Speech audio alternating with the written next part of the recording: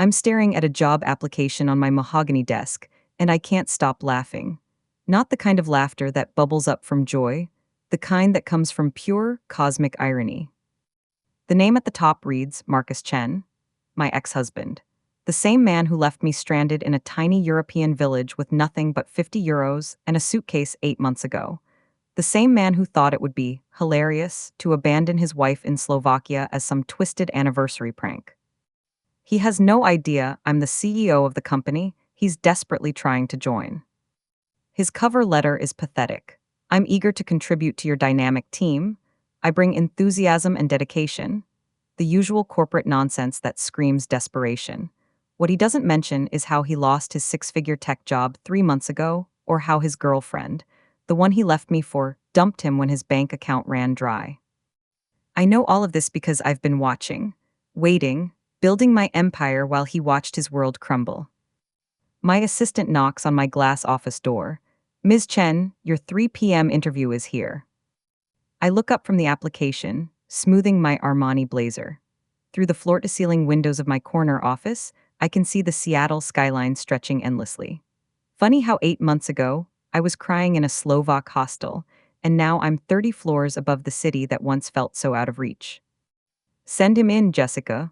I think Mr. Marcus Chen and I have a lot to discuss. I lean back in my leather chair, watching the door. In about 30 seconds, my ex-husband is going to walk through that door expecting to meet some anonymous CEO. Instead, he's going to come face to face with the woman he left behind, the woman who's now worth more than he ever was. The door opens and there he is, Marcus, still wearing that cocky smile, though I notice it's a little more strained now. His suit is cheaper than what he used to wear. His confidence is performing, not authentic. He freezes when he sees me. The color drains from his face like someone pulled a plug. Hello, Marcus, please have a seat. We have so much to catch up on. 8 months ago, I was Isabella Chen, though I went by Izzy back then. The supportive wife who worked as a freelance graphic designer while Marcus climbed the corporate ladder at a major tech firm in Seattle. I was 31, he was 33, and we'd been married for 6 years. I thought we were happy. God, I was so naive. Looking back, I can see all the signs I ignored. How Marcus started working late more often. How he'd guard his phone like it contained state secrets. How he'd make little comments about my lack of ambition, or how I was content with mediocrity, while he was really going places. But I believed in us. I believed in the version of our story where I was the supportive wife helping her brilliant husband achieve his dreams, and eventually we'd build something beautiful together. Kids, maybe. A house with a garden, the whole suburban fairy tale. I was good at what I did, really good. My graphic design work paid the bills and gave me flexibility, but Marcus always treated it like a hobby.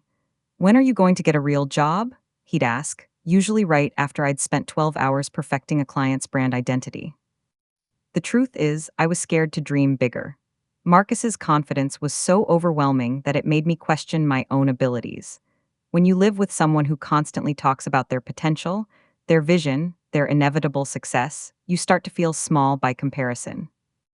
Our marriage had been struggling for about a year before Slovakia happened. We weren't fighting exactly, but we weren't connecting either.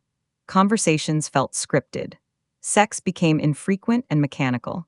I kept thinking if I just tried harder, supported him more, made myself indispensable, he'd remember why he fell in love with me. I was working on a major rebranding project for a small startup that spring. Actually, it was for a company that would later change my life completely. But I didn't know that then. The client, David Petrov, was this brilliant entrepreneur who saw something in my work that I hadn't even seen in myself. You have an incredible eye for user experience, he told me during one of our video calls. Have you ever considered product development? Because what you're doing here, this isn't just design. This is strategic thinking. I brushed off the compliment. Marcus had trained me to be humble about my achievements, to downplay anything that might be seen as competitive with his career. For our 7th anniversary, Marcus surprised me with a trip to Europe. Just the two of us, he said, holding up the plane tickets. No work, no distractions. We need this, Izzy. I was so grateful. Finally, he was prioritizing us. Maybe we could rediscover what we'd lost. We flew to Vienna first, then Prague, then this tiny town called Spiš in Slovakia. It was beautiful. Medieval castle ruins, cobblestone streets, mountains in the distance. The kind of place where you feel like you've stepped back in time. On our third night there, Marcus suggested we go out for dinner at this restaurant, about 20 minutes outside of town. It required a taxi ride through winding mountain roads to reach this supposedly incredible family-owned place he'd read about online. The restaurant was lovely. We had wine, talked more openly than we had in months, and for the first time in forever, I felt hopeful about us.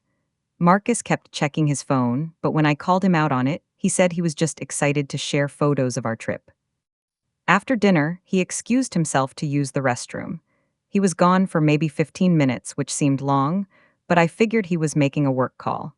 When he came back, he suggested we walk around the small village since the night was so beautiful. We strolled through empty streets lit by old-fashioned street lamps.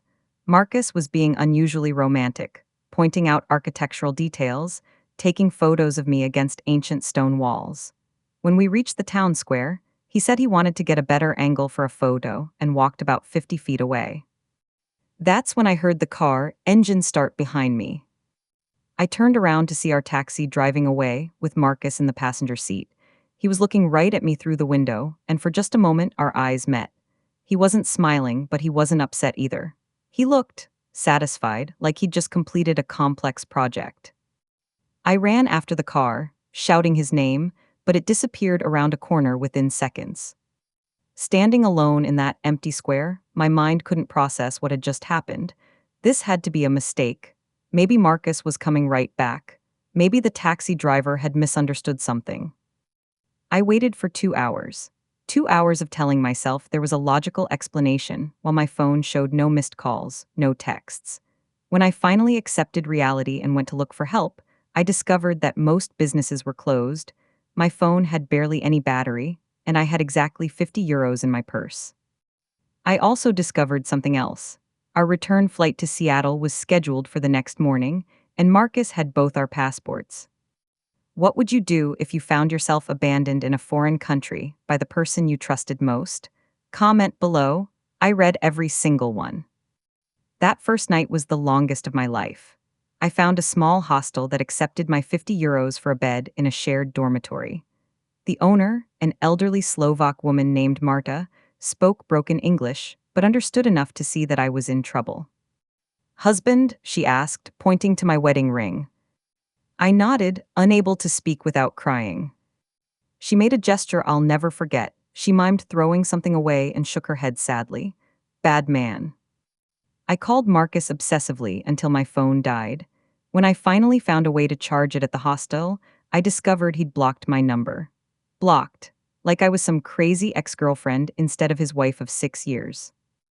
I managed to reach our phone company and had them connect me to his phone. It rang once before going to voicemail. His voicemail message had changed. "Hi, you've reached Marcus. I'm traveling and won't be checking messages regularly. If this is urgent, text me." I texted from the hostel's Wi-Fi using a messaging app. "Marcus, what is happening? Why did you leave me here? I have no passport, no money, no way to get home. Please call me." Hours later, I got a response. "Consider this my way of giving you the space you've been needing to figure out who you are without me. Think of it as a gift. You're always saying you want to travel more and be more independent. Here's your chance. Don't contact me again." A gift, he called abandoning me in a foreign country a gift. I spent the next 2 days in complete shock, bouncing between the U.S. Embassy's online chat system, international customer service calls, and increasingly desperate attempts to contact anyone back home who might help me. That's when I learned the full scope of Marcus's betrayal. I called my sister Emma in Portland, expecting her to be horrified and ready to help. Instead, she sounded uncomfortable and evasive. "Emma, I need you to listen to me. Marcus left me in Slovakia. He took my passport and flew home without me. I need help getting back to the States." Long pause. "Izzy, Marcus called me yesterday. He said you two had decided to take a break from each other and that you wanted to stay in Europe for a while to find yourself." "What? That's insane. He abandoned me here." He also said, Emma's voice got quieter. He said you might call with some dramatic story because you were having trouble accepting that the marriage was over. I felt like I'd been punched in the stomach. Emma, you know me. When have I ever been dramatic? When have I ever lied to you about anything? Another pause. I don't know what to believe, Izzy. Marcus seemed really sure, and he knew details about your trip that made it sound like you'd planned this. I hung up and immediately called my best friend Sarah. Same story. Marcus had called her too, with the same explanation. He told everyone in our social circle that I was having some kind of breakdown and had decided to stay in Europe indefinitely to work on myself. He'd even thought to call my biggest client and tell them I was taking an extended personal leave. This wasn't an impulsive prank. This was premeditated character assassination. I finally reached my mom, who lived in Florida and didn't talk to Marcus regularly. She believed me immediately and wired me money for a hostel and food, but even she couldn't help with the passport situation. That required paperwork, appointments with the embassy, and at least a week of processing time. Sweetie, my mom said during one of our calls, I never liked that man. He always made you smaller. It was during that week of waiting that I started to piece together the real timeline. I went through Marcus's social media, his friends' posts, anything I could access. That's when I found evidence of what had really been happening. A photo posted by his coworker Jake 2 months earlier, Marcus with his arm around a blonde woman at a company happy hour. The caption, "Look who finally made it official. Congrats, you two." I reverse searched the photo and found the woman's Instagram. Stephanie Morrison, 28, marketing coordinator at Marcus's company. Her bio included, currently in Prague with my love smiling face with heart eyes, posted the day before Marcus left me in Slovakia. They hadn't just been having an affair. They'd been planning a future together. The Europe trip wasn't meant to save our marriage. It was meant to end it in the most humiliating way possible, while Marcus enjoyed a romantic getaway with his girlfriend. I found their hotel reservations. While I was sleeping in a hostel dormitory, Marcus was staying in a 5-star hotel in Prague with Stephanie, probably laughing about his clever plan. The betrayal was total, complete. He'd systematically destroyed my support network, my professional relationships, and my ability to defend myself, all while making himself look like the victim of an unstable wife. Have you ever been betrayed by someone you completely trusted? How did you find out? Share your story in the comments. We're all in this together. Getting a replacement passport was just the beginning. I had to decide who I was going to be in response to this betrayal. The old Izzy would have crawled home, made excuses for Marcus, and tried to win him back. But something fundamental had shifted during those cold nights in the Slovak hostel. Maybe it was Marta's kindness, or the way other travelers shared their stories of starting over, or simply the realization that I'd survived my worst fear and was still standing. I decided to stay in Europe.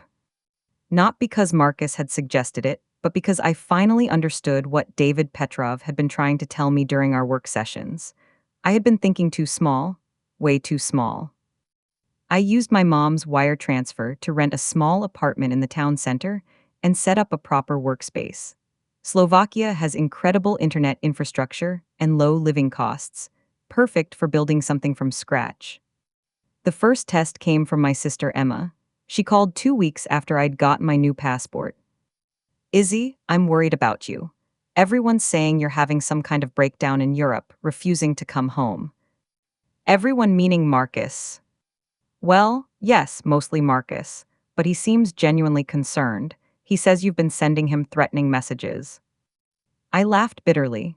Emma, I haven't contacted Marcus once since he left me here, but I can prove what really happened. I sent her screenshots of Marcus's social media, the hotel reservations, photos of Stephanie's Instagram posts from Prague. The silence on the other end of the call stretched for almost a full minute. Oh my God, Izzy. Oh my God, I'm so sorry. I can't believe Why didn't you show me this before? Because I hoped my own sister would believe me without needing evidence. Emma broke down crying. I'm booking a flight to Slovakia right now. You shouldn't be dealing with this alone. No, I said firmly. I love you and I forgive you, but I need to do this alone. I need to prove to myself that I can. The second test came from my former client, David Petrov. He called a month into my European adventure. Izzy, I got a very strange call from your husband saying you were taking indefinite personal leave, but your work on our project has been better than ever. What's really going on? I decided to tell him everything: the abandonment, the affair, the character assassination campaign. When I finished, David was quiet for a long moment. That's unconscionable, he said finally. But I have to ask, are you okay? Mentally, emotionally? Because what I'm about to propose requires you to be thinking clearly. I'm thinking more clearly than I have in years. Good, because I don't want you to just finish this branding project. I want you to partner with me on something bigger. I'm launching a new venture, a platform that helps small businesses create comprehensive digital identities. Everything from web design to social media strategy to user experience optimization. You'd be head of creative development. I nearly dropped the phone. David, I'm sitting in a 300 square foot apartment in Slovakia with a folding table for a desk. So, some of the best companies in the world started in garages.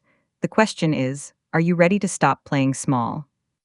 David's offer was validation I'd never received from Marcus in 6 years of marriage. Someone saw potential in me that went beyond being a supportive wife. The third test was the hardest. My best friend Sarah called to confess that she'd been covering for Marcus's lies. Izzy, I need to tell you something, and you're going to hate me. She was crying before she even started.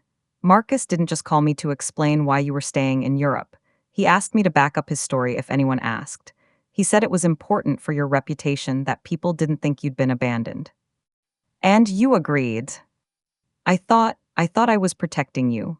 He made it sound like you were having some kind of mental health crisis, and that the truth would be embarrassing for you.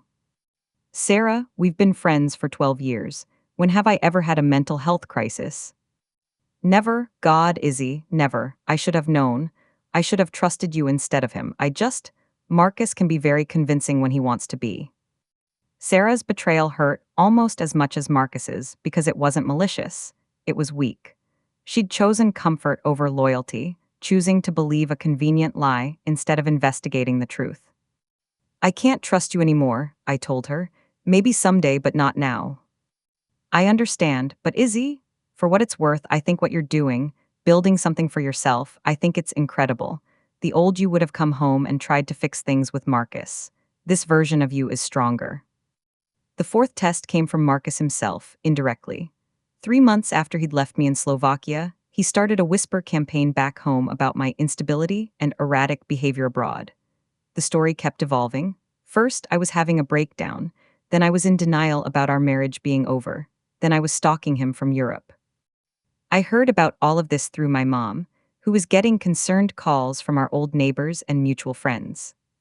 Honey, I know the truth, but some people are starting to worry that maybe you do need professional help. When are you coming home to set the record straight? I'm not, I said. Not yet. If people want to believe Marcus's lies without hearing my side, that tells me everything I need to know about them. But your reputation.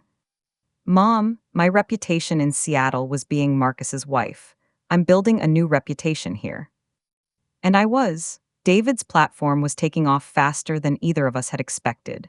We'd officially incorporated as Authentique Digital, with me holding a 30% stake as co-founder and creative director.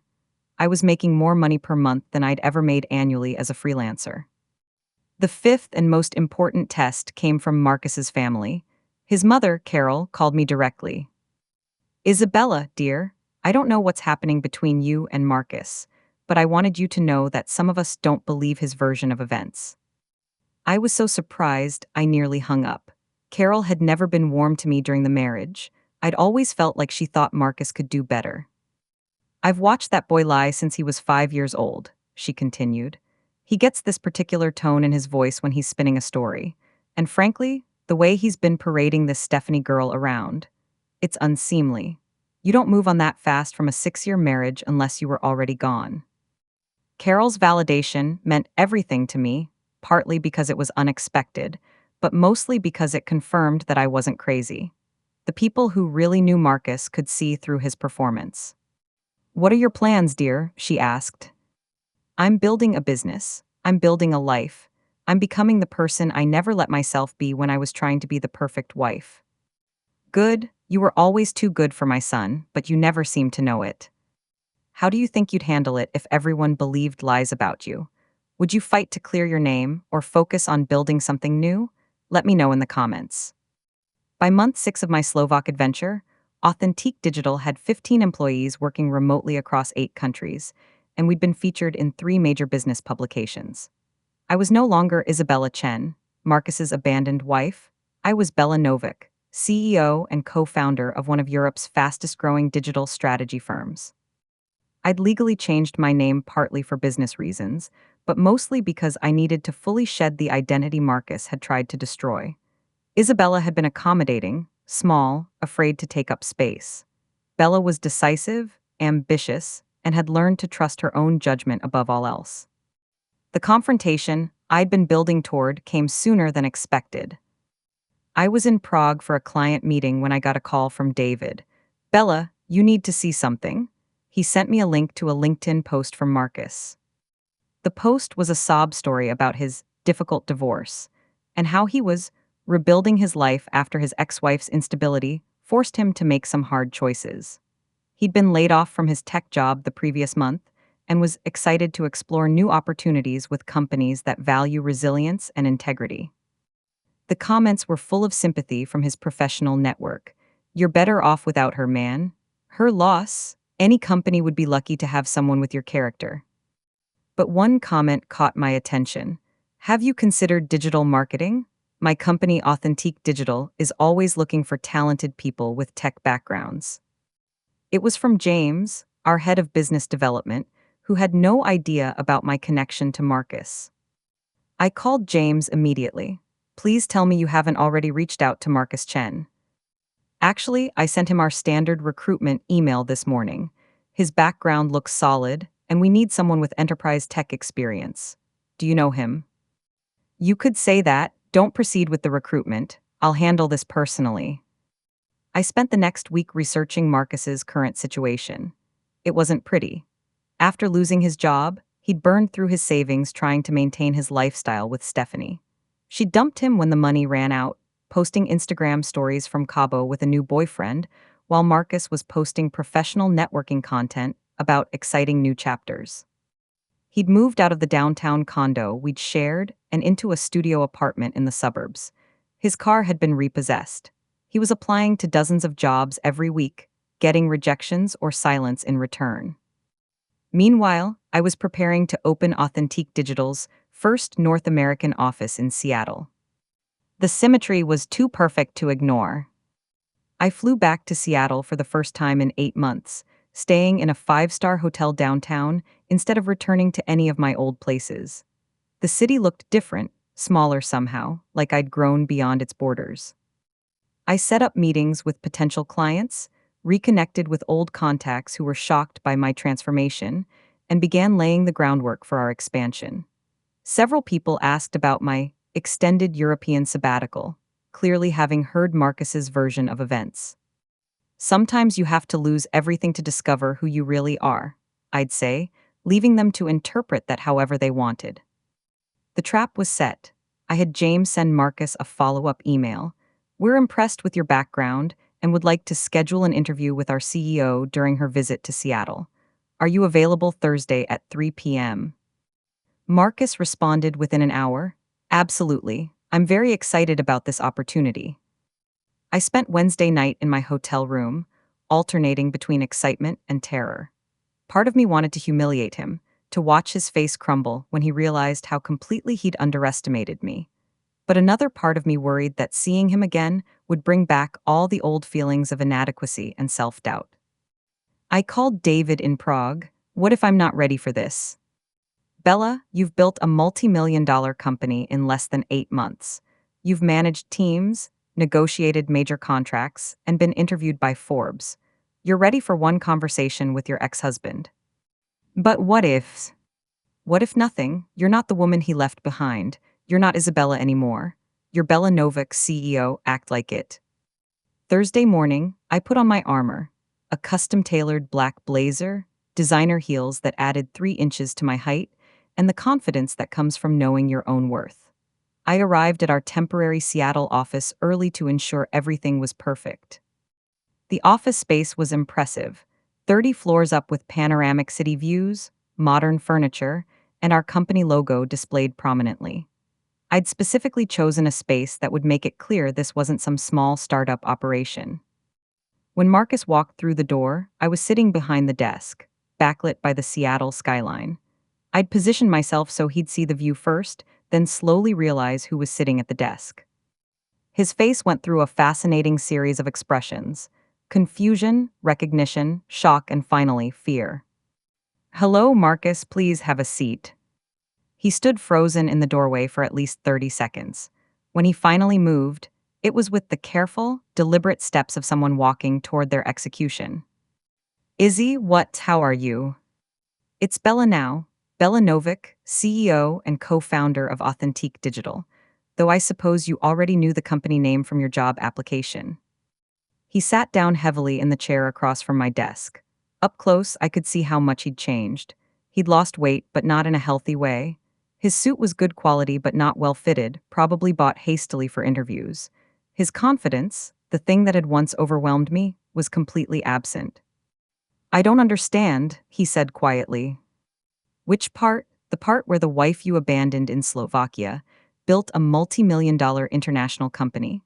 Or the part where that same wife is now considering whether to hire her ex-husband?" His face went pale. "Izzy, Bella, I can explain about Slovakia." "Can you? Because I'd love to hear this explanation. Was it before or after you planned a romantic Prague getaway with your girlfriend that you decided abandoning your wife would be hilarious?" Marcus looked like he was going to be sick. "You know about Stephanie." "I know about everything, Marcus.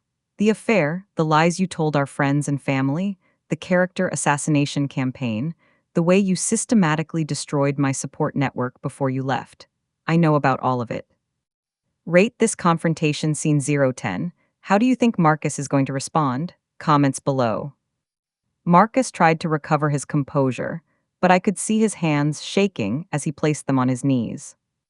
"Bella, I know how this looks, but you have to understand, our marriage was already over. We both knew it. I thought I was doing us both a favor by making a clean break." I leaned back in my leather chair, genuinely fascinated by his audacity. "A clean break? Is that what you call abandoning someone in a foreign country without their passport?" "I knew you'd figure it out. You're smart, resourceful. I thought it would be good for you to have some independence, some time to discover who you are without." "Without you," I finished. "Funny thing is, you were absolutely right about that part." I opened his job application on my computer screen and turned the monitor so he could see it. "Your resume is quite impressive, Marcus. 6 years at Morrison Tech, consistently strong performance reviews, experience with enterprise-level implementations. It's exactly the kind of background we look for." Hope flickered in his eyes. "Really? Because I've been having trouble finding the right fit, and when I researched your company, it seemed like exactly the kind of innovative environment where I could make a real contribution." I nodded thoughtfully. "Tell me about your experience with crisis management." "Crisis management? Well, according to your LinkedIn post, you recently went through a difficult divorce due to your ex-wife's instability. That must have been challenging to navigate professionally." Marcus shifted uncomfortably. That situation was complicated." "I imagine it was. Especially since your ex-wife apparently became so unstable that you had to abandon her in Eastern Europe. That takes real decision-making skills." "Bella, please." "I'm just trying to understand your problem-solving methodology, Marcus. When faced with a marriage that wasn't working, your solution was elaborate deception followed by abandonment. When faced with the consequences of that decision, your solution was to lie about your ex-wife's mental health to anyone who would listen." I pulled up his social media posts on my screen. "You've been quite active on LinkedIn lately. Rebuilding after betrayal, learning to trust again after a toxic relationship. Very creative storytelling." Marcus's face flushed red. "Those posts were, I was just trying to move forward. By rewriting history, by making yourself the victim of the situation you orchestrated." I stood up and walked to the window, looking out at the Seattle skyline. When I spoke again, My voice was calm and professional. Here's what's going to happen, Marcus. I am going to offer you a job. His sharp intake of breath was audible. Entry-level customer service representative. Fully remote position, which means you'll be working from your studio apartment in Redmond. Starting salary is $38,000 a year, about a quarter of what you used to make.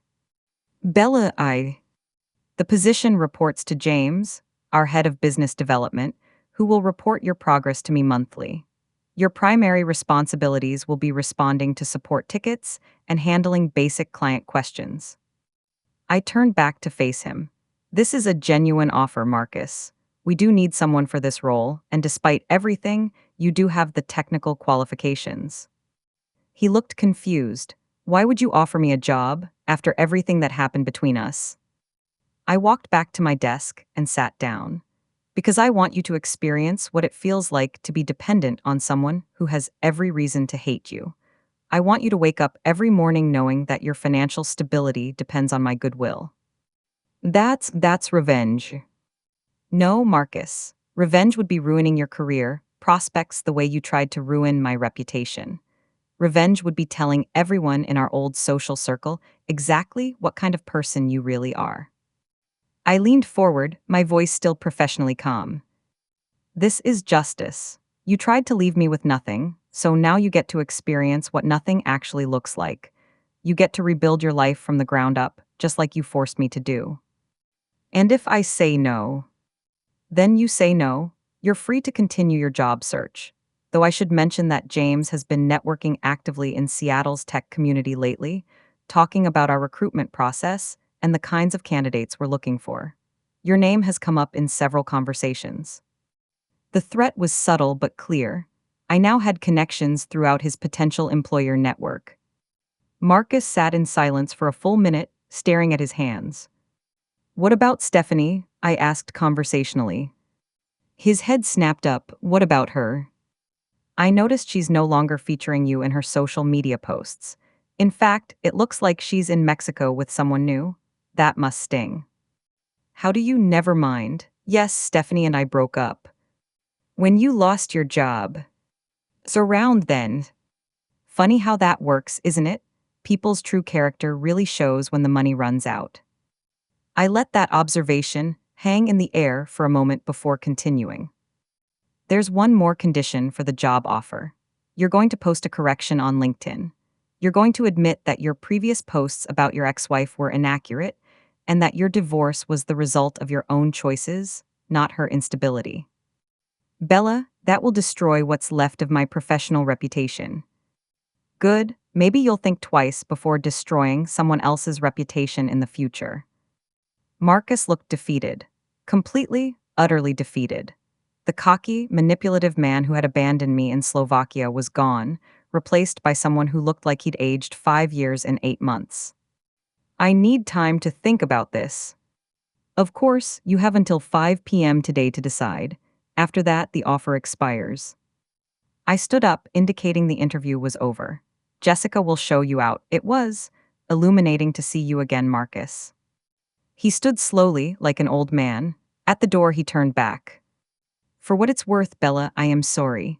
About Slovakia, about everything, I never thought you'd. You never thought I'd what, succeed without you? Thrive without you? Become more successful than you ever were? I never thought you were strong enough to survive what I did to you. I smiled, not warmly, but with genuine amusement. That's the difference between us, Marcus. You see strength as the ability to hurt other people. I learned that real strength is the ability to rebuild after someone tries to destroy you. I really am sorry. I know you are. You're sorry you got caught. You're sorry you're facing consequences. You're sorry your plan backfired. But I don't think you're actually sorry for what you did to me. He left without another word. At 4:47 p.m., I received an email. I accept the position and the conditions. When do I start? Have you ever been in a position to show mercy to someone who hurt you? What would you have done in my situation? Let me know in the comments. 6 months later, I'm sitting in my permanent Seattle office, a space 3 times larger than the temporary one where I interviewed Marcus. Authentique Digital now has 47 employees across 12 countries, and we've just signed our biggest client yet. A Fortune 500 company that wants us to completely overhaul their digital presence. Marcus is still working for me. Every month, James sends me his performance reviews, adequate but unremarkable. He answers support tickets, handles basic client questions, and does exactly what's required of him, nothing more. His LinkedIn post admitting to lying about our divorce received over 300 comments, most of them expressing disappointment in his behavior. I rarely think about him anymore, which is perhaps the most satisfying revenge of all. He's become irrelevant to my life, a minor employee in my company, a footnote in my success story. Emma visits me regularly now. She's working on rebuilding our relationship, and I'm letting her. Forgiveness, I've learned, isn't about the other person. It's about freeing yourself from carrying their burden. Sarah and I have had coffee a few times.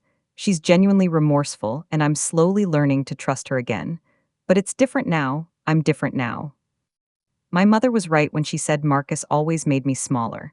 I spent 6 years accommodating his ego, supporting his dreams, making myself smaller so he could feel bigger. I thought that was love. Now I know it was just fear. Fear of being alone, fear of not being enough, fear of discovering I might actually be capable of more than I allowed myself to believe. The woman Marcus left in Slovakia was afraid of her own potential. The woman sitting in this corner office isn't afraid of anything. David and I have expanded Authentique Digital beyond our wildest original projections. We're opening offices in London and Sydney next year. I've been invited to speak at 3 major conferences about entrepreneurship and digital innovation. Harvard Business School wants to do a case study on our rapid international growth. But the real victory isn't professional, it's personal. I've learned to trust my own judgment completely. When potential partners try to lowball us, I don't accommodate, I walk away. When employees underperform, I don't make excuses for them, I manage them out. When men try to diminish my accomplishments by calling me lucky or suggesting I had help, I don't minimize my success to make them comfortable. I've also learned to recognize genuine partnership. David treats me as an equal, values my input, and celebrates my successes without feeling threatened by them. When I told him the full story about Marcus, he was horrified but not surprised. Insecure men always try to control women who threaten them, he said. Marcus saw your potential before you did, and instead of supporting it, he tried to destroy it. That conversation helped me understand something crucial. Marcus's betrayal wasn't random cruelty. It was strategic. He could see I was starting to outgrow the small life he'd assigned me, so he decided to cut me down before I could fully bloom. He failed spectacularly. 3 months ago, I received an unexpected visitor. Carol, Marcus's mother, came to my office unannounced. I wanted to see this empire you've built, she said, looking around my office with undisguised admiration. And I wanted to apologize. You have nothing to apologize for, Carol. I do. I raised a son who thought it was acceptable to treat his wife like disposable property. I should have called him out years ago when I saw how he diminished you. We talked for 2 hours. She told me that Marcus had asked her for money multiple times since his breakup with Stephanie, always with elaborate stories about temporary setbacks and promising opportunities. She'd refused every request. I told him he made his bed when he left you in that foreign country like some kind of sociopath, she said. Whatever consequences he's facing now, he earned them. Before she left, Carol hugged me, the first real affection she'd ever shown me. You were always too good for him, she said. I just wish it hadn't taken you 8 months in Slovakia to figure that out.